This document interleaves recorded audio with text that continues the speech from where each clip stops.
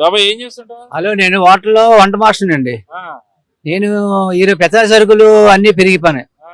మరి ఈ రకంగా మేము బతకాలంటే లాగుల సెంటర్కి వెళ్తే మా పని లేదంటున్నాడు, పని లేవంటున్నారు. ఈ 1000 రూపాయలు ఉండేది 700గా అంటున్నారు. నేను వెళ్ళబోతే ఆయన వెళ్తున్నాడు. ఈ పరిష్కారం ఉంది. ఈ రోజు సీసా 60 రూపాయల నుంచి సీసా ఈ రోజు 130 రూపాయలు అయింది సార్. అది కూడా భయంగా తాగుతున్నాము. పోలీసు వాడు వస్తాడేమో అదే భయం. మా చిన్నప్పుడు వెళ్ళేటప్పుడు చెప్పగానే ఆ టైపులో అయిపోయింది. ఇలాగైతే మా వల్ల కాదు సార్. మాకు బతకడానికి ఆరోగ్యం లేదు. ఏం పథకాలు ఇచ్చినా సుఖం లేదండి. మేము అంతంత జీవితం మాది. ఈ రోజు తెచ్చుకుంటే రేపు పొద్దున రూపండి మా బతుకు. అది మా దగ్గర చాలా కష్టంగా ఉంది సార్ మేము బతకడం మాట. మాకు మందు రేటు తగ్గిస్తే మాట మిమ్మల్ని గ్యారంటీగా గెలిపిస్తాం. ఇది వస్తాం. చాలా తీసేమను తీసి తీయకూడదు. ఎవరు ఎక్కడ కూర్చోడు ఇంకా లేదు, ఆగుతాం. ఎందుకంటే మా లాక్డౌన్ లో 6 నెలలు ఆపేశారు. మేము తాగడం మనిషి ఎవడో తాగాడు, అందరూ తాగరు కదండి. అది మందు రేటు తగ్గించమని మేము మానలేమండి. మేము మందు రేటు తగ్గించమనండి. మేమే వాడికి గ్యారంటీగా గెలిపిస్తాం. జగన్మోహన్ రెడ్డి గారు చెప్తున్నాగా. అది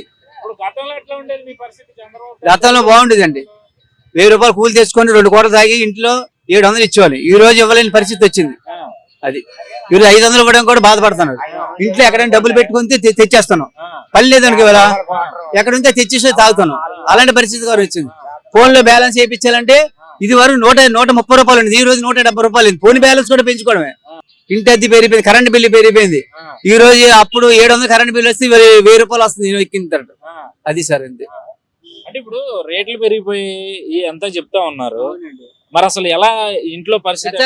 ప్రచార సరుకులు ఈ రోజు 2000 ఎడితే ఇంట్లో నెలంతా సరిపోయింది. ఈ రోజు 8000 కావాలి వస్తుంది.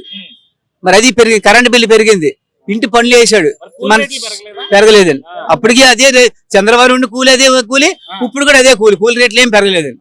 కాదు 50 రూపాయలు పెరిగి అంతకని ఏం పెరగలేదు. అదే అండి. మరి ఇన్ని ఇబ్బందులు పడుతున్నారు కదా. అవునండి. జగన్మోహన్ రెడ్డి మళ్ళీ గెలుస్తా ఉంటాడు. మేమైతే మేము గెలిపించామండి. ఎందుకని?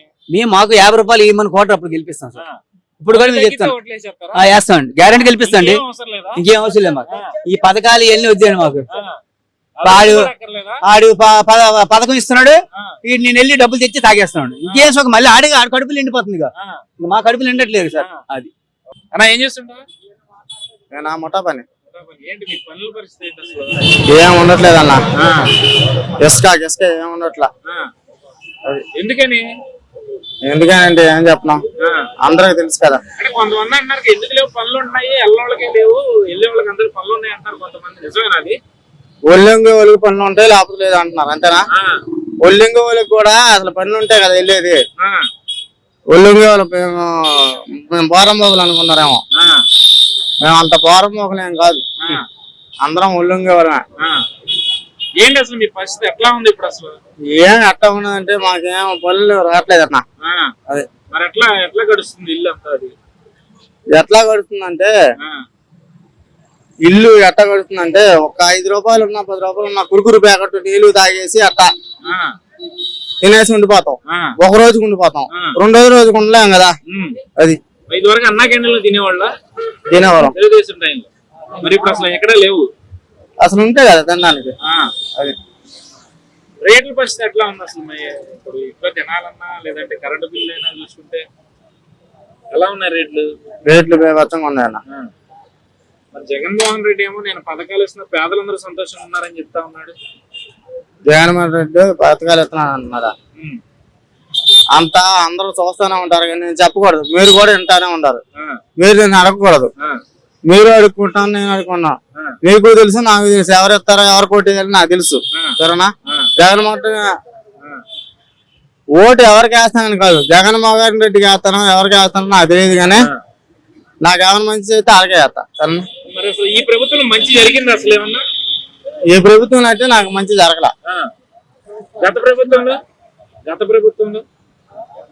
ప్రభుత్వంలో మంచి జరిగింది. సో మరి ఇప్పుడు ఏంటి పరిస్థితి? ఎన్నికలు వస్తా ఉన్నాయి. ఈసారి ఎవరు గెలిస్తే బాగుంటది అనుకుంటున్నారు? ఈసారి ఎవరు గెలిస్తే బాగుంటానని నేను మీతో చెప్పను. నేను నా మనసులో ఉంచుకుంటా. నాకు ఎవరు బాగుపడితే వాళ్ళకే వేస్తా ఓటు. సరేనా?